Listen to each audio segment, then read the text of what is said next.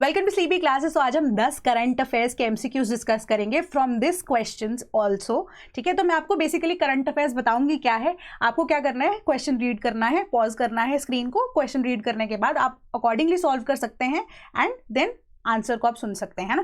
तो बेसिकली यहाँ पे पॉइंटर्स डिस्कस किए हैं। डिस्क्रिप्शन बॉक्स में आपको एक लिंक मिलेगा, उससे आप क्या कर सकते हैं, जो क्वेश्चंस हैं इनकी डिटेल्ड यहाँ पे आपको इन्फॉर्मेशन दी गई है ना। यहाँ पे 10 मिनट में कवर करेंगे, वहाँ पे आप खुद जाकर डिटेल में पढ़ सकते हैं। कोई भी डाउट होगा वीडियो पे आके कॉमेंट कर सकते हैं, उसको हम रिजॉल्व करेंगे। चलो शुरुआत करते हैं। पहला क्वेश्चन जो आपका यहाँ पे फिस्कल पॉलिसी के साथ आपके डील कर रहा है। तो बेसिकली यहाँ पर क्या कहा गया है, आपको अंडरस्टैंड करना है कि fiscal deficit and fiscal gap दोनों के बीच में क्या डिफरेंस है। फिस्कल डेफिसिट जो आपके बजट जो पार्लियामेंट में पेश होता है, उस टाइम पे पता लगता है कि कितना ज्यादा आपका जो अमाउंट है, जो यानी कि आपका एक्सपेंडिचर है सरकार का, कितना ज्यादा है एज कंपेयर टू रेवेन्यू, है ना। जो अब हमारे पास फिस्कल गैप होता है वो रियल टाइम एनालिसिस के लिए होता है।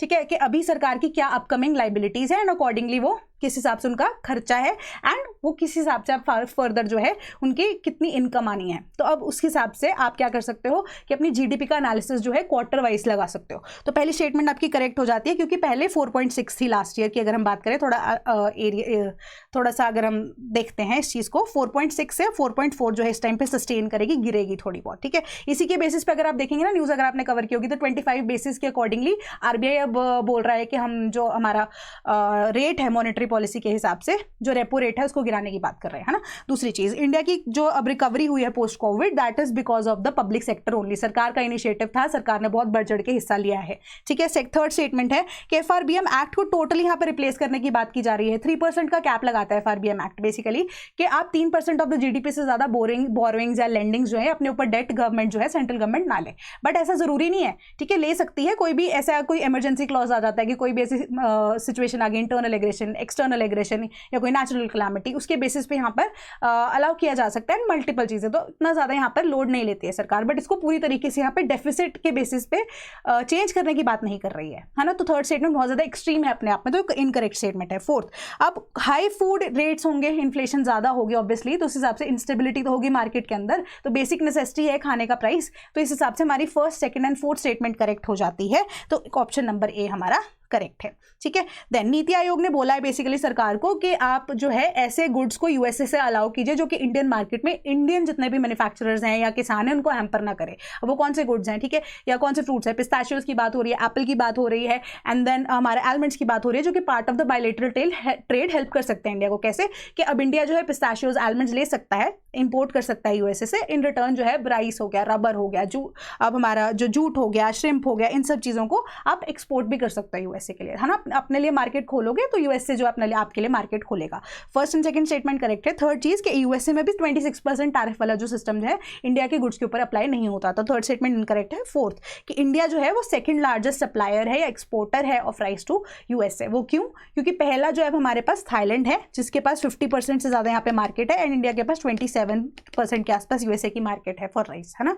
तो ये चीज जो है, ये सिनेरियो जो है अपकमिंग चेंज हो सकता है अगर हम अपने ट्रेड रिलेशंस बेटर कर लें।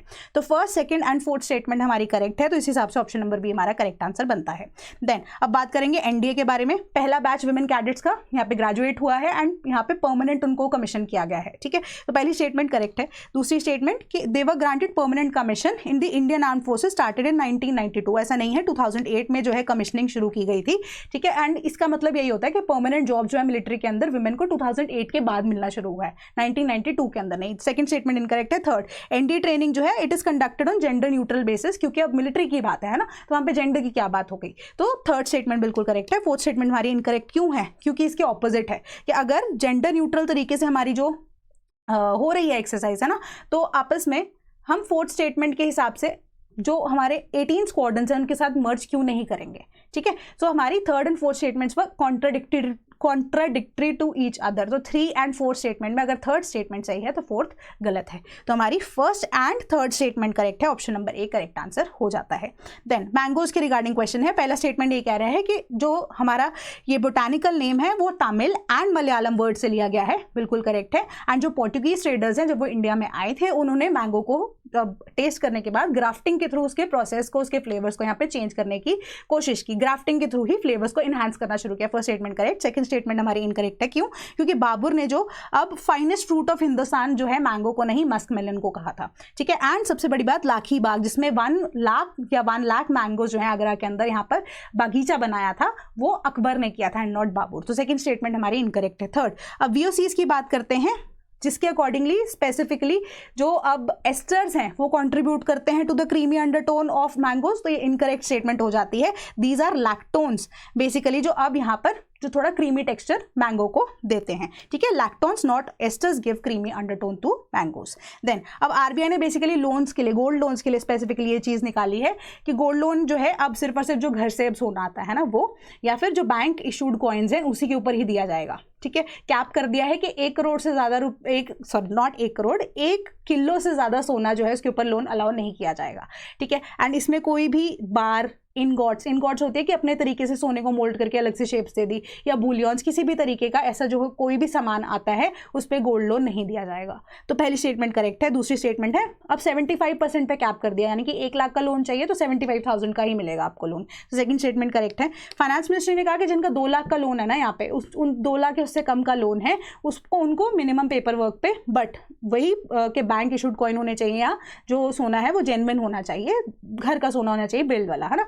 तो अब उसी हिसाब से उनको जो है मिनिमम पेपर वर्क में आप इन्वॉल्व करेंगे, बट ये चीज़ एप्लीकेबल होगी जनवरी 2026 से, ठीक है। तो थर्ड स्टेटमेंट हमारी करेक्ट हो जाती है। फोर्थ है कि 1 kg का यहाँ पर जो है टैब लगाया गया है, तो अब इट कैन नॉट एक्सीड, तो ये करेक्ट स्टेटमेंट नहीं है। फर्स्ट सेकंड थर्ड करेक्ट है, option number A correct answer हमारा हो जाता है। देन अब वैली ऑफ फ्लावर्स की बात करते हैं, तो यूनेस्को की अब वर्ल्ड हेरिटेज साइट है ये, पहली करेक्ट बात। दूसरी चीज़ ये कि ये साल में सिर्फ और 4 महीने के लिए खुलती है, and Brahma Kamal and important species यहाँ पे एग्जिस्ट करती हैं। एंड सबसे बड़ी बात, जब इंडिया चाइना की वॉर हुई थी 1962 के अंदर, तब से लेके 1970s तक माउंटेनियरिंग का यहाँ पर बहुत ज़्यादा दौर रहा, तो बहुत ज़्यादा आप देख रहे हैं कि एक्सप्लॉयटेशन होने लग गई थी इस एरिया की।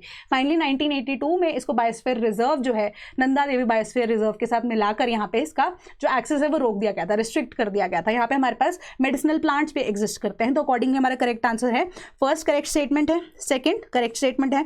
अब accessible all the year round नहीं है, थर्ड स्टेटमेंट गलत है, fourth is correct. First second and fourth correct होने की वजह से ऑप्शन ए करेक्ट है। देन हमारे पास यूरेनियम एनरिचमेंट के ऊपर सवाल है, तो बेसिकली यूरेनियम 238 हटाते हैं हम, निकालते हैं यूरेनियम 235 से, ताकि बेटर तरीके से बेटर क्वालिटी का यूरेनियम हमारे पास हो एंड न्यूक्लियर फिशन बेटर हो सके यहाँ पर, ठीक है। तो ये अप्रॉक्सीमेटली 90% प्लस होना चाहिए, तभी ये न्यूक्लियर एनरिचमेंट 235 जो है उसके अकॉर्डिंगली काम करता है। तो पहले स्टेटमेंट करेक्ट है। सेकंड स्टेटमेंट 60% जो ईरान का है वो अब गलत है, 60 नहीं, इसको 90% होना चाहिए, सफिशिएंट जो है यहाँ पर नहीं है। तीसरी बात करें, एनपीटी में हमारे पास 5 कंट्रीज हैं, फ्रांस, यूके, यूएसए, रशिया जो पार्ट है इसका। फोर्थ चीज, एनरिचमेंट फैसिलिटीज में बेसिकली सेम तरीके से एनरिचमेंट हो रही है, तो पता ही नहीं लगता कि आप वेपन बना रहे हो या उसको इलेक्ट्रिसिटी में यूज कर रहे हो। फोर्थ स्टेटमेंट भी करेक्ट है। तो first third and fourth statement correct होने की वजह से हमारे पास जो है ऑप्शन नंबर डी इसका करेक्ट आंसर बनता है। देन अब हमारी यहाँ पर 8th शेड्यूल की बात हो रही है। फर्स्ट स्टेटमेंट करेक्ट है हमारे पास, कि बोला गया है, यहाँ पे डिमांड रखी गई है कि अब मलयालम को, या बेसिकली जो जब इंक्लूड किया था उसके बाद बंगाली या देवानगरी को एज ए स्क्रिप्ट यहाँ पर इंक्लूड कर लिया जाए। पहला स्टेटमेंट करेक्ट है, राइट, लिखा है लेटर त्रिपुरा के थ्रू, ठीक है। देन सेकंड स्टेटमेंट है, 8th शेड्यूल जो है उसमें ओरिजिनली 14 लैंग्वेज थी, 15th लैंग्वेज हमारे पास मलयालम आई, ठीक है, सॉरी सिंधी आई 21st कॉन्स्टिट्यूशनल अमेंडमेंट के बेसिस पे 15 लैंग्वेजेस को हो गया। भोजपुरी जो है वो कॉन्स्टिट्यूशनल लैंग्वेज है, मॉरिशस के अंदर, नेपाल के अंदर, इंडिया के अंदर इसको रिकॉग्नाइज अभी नहीं किया गया है। देन अब फोर्थ स्टेटमेंट इनकरेक्ट है, क्योंकि अब यहाँ पे 5 मिलियन स्पीकर्स होने चाहिए, 10 मिलियन स्पीकर्स नहीं है। 5 मिलियन स्पीकर्स कॉन्जिक्यूटिवली पिछले 3 साल के जो 3 डेकेड्स का हमारा जो सेंसस है, ठीक है, सेंसस 10 साल में एक बार होता है, तो पिछले 3 साल में यहाँ पे 5 मिलियन कॉन्स्टेंट यहाँ पे स्पीकर्स होने चाहिए। फर्स्ट सेकंड थर्ड करेक्ट है, फोर्थ स्टेटमेंट इनकरेक्ट है, ऑप्शन डी हमारा करेक्ट आंसर यहाँ पे बनता है। देन कैड की बात कर रहे हैं, तो कैल्सिफाइड कॉर्नरी आर्टरी बेसिकली क्या है, जब आपकी आर्टरी के अंदर मेन आर्टरी जो कि अब ब्लड सप्लाई कर रही है टू द हार्ट, है ना, या ब्लड सप्लाई हो रहा है टू द बॉडी, ठीक है। तो अब इन दैट केस वहाँ पे अगर हार्डनिंग प्रोसेस होना शुरू हो जाता है बॉडी के अंदर, है ना, हार्ट के अंदर, तो इन दैट केस यहाँ पे क्या किया जाता है के स्टेंटिंग होती है बेसिकली उनको खोलने के लिए, तो वो नैरो डाउन प्रोसेस होने वाला कैल्सिफाइड कॉर्नरी आर्टरी डिजीज बोला जाता है उसको, ठीक है। तो वो रिस्क फैक्टर तब तक नहीं है, वैसे सभी के यहाँ पे कैल्सिफाइड होती है बॉडी के अंदर, है ना, जो आर्टरीज है, बट जब तक वो नैरोइंग डाउन नहीं हो जाती तब तक इसको अलाउ जो है, आप कह नहीं सकते कि कैल्सिफाइड कॉर्नरी आर्टरी डिजीज है। तो पहली स्टेटमेंट हमारी करेक्ट है। सेकेंड, सिग्निफिकेंट रिस्क होता है factor for the heart due to its protrusion into the artery lumen, यानी कि थिकनिंग होना शुरू हो जाता है, करेक्ट है।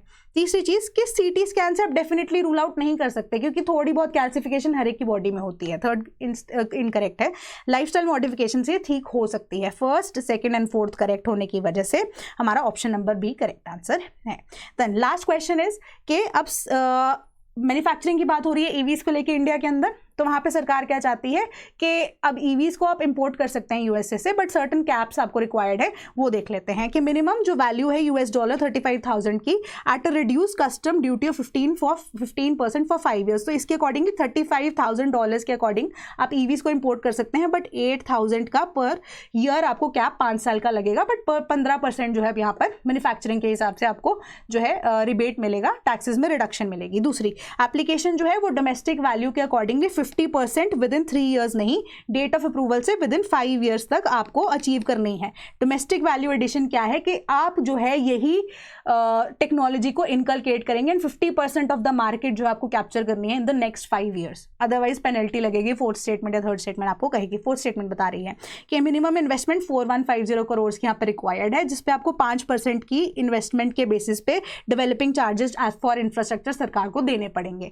देन अब ये जो स्कीम है मैंडेट कर रही है कि bank guarantee development to the total duty जो कि आपको फॉरगो की गई है 5 साल के लिए, अगर आप वो कर देते हैं 5 साल के अंदर 50% मार्केट कैप्चर, फिर तो सही है, अदरवाइज आपको जो है वो कंप्लायंस के तौर पर वापस देनी पड़ेगी। तो फोर्थ स्टेटमेंट भी हमारी करेक्ट है। तो इसका correct answer option number C हो जाता है कि फर्स्ट स्टेटमेंट करेक्ट है, सेकंड इनकरेक्ट क्यों है, 3 साल के लिए नहीं 5 साल के लिए है।